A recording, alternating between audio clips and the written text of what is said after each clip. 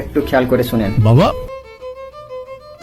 তুমি মাছ কাটতেছো, লামিয়া কোথায়? আছে বাবা, তো ঘরে আছে।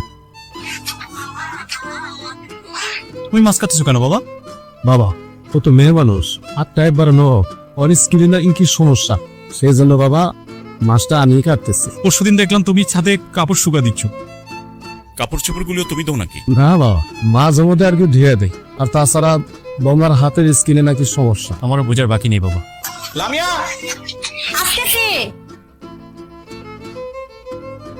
কি ব্যাপার, এভাবে ডাকছো কেন? আর তুমি হঠাৎ এই সময় বাসাতে? বাবা এখানে মাছ কাটছে, তুমি ঘরের মধ্যে কি করছো? বাবাই তো মাছ কাটে, আমি তো মাছ কাটতে পারি না, আমার হাত ছিলে যায় আর আমার স্কিন নষ্ট হয়ে যাবে না। আর এগুলো তো বাবাই করে। বাবা করি মানে? ঘরের সকল কাজ কাম কি বাবাই করে? ঘর মোছা থেকে শুরু করে ঘর চাল দেওয়া শুরু করে বাজার ঘাট রান্না বান্না সবকিছু বাবাই করে? হ্যাঁ, বাবাও করে, আমিও করি। আমি না থাকাকালীন তুমি আমার বাবাকে দিয়ে সবকিছু করাচ্ছ। বাবা তুমি মুখ বুঝে সবকিছু সহ্য করে যাচ্ছ আর আমাকে কিচ্ছু বলছো না। তুই শুধু শুধু উত্তেজিত হচ্ছিস, সংসারটা তো আমাদেরই। আমি যদি একটু কাজকর্ম করি, আমি এখন অবসরে আছি, আমি তো চাই না বাবা বোঝা হয়ে তোদের সংসারে থাকতে। আমি এই কাজগুলো নিজ ইচ্ছেতেই করছি বাবা, তুই শুধু শুধু বৌমাকে দোষ দিস না বাবা। তুমি সব কি বলতেছো বাবা? আমি তোমার সন্তান, তুমি আমার বোঝা হবে কেন বাবা? তুমি তোমার মাথার তাজ, তুমি আমাদেরকে সুখে রাখার জন্য তুমি ঘরের সকল কাজ কাম করে যাচ্ছ মুখ বুঝে, এটা আমার দেখতে হবে? আমি কখনই কল্পনা করি না বাবা।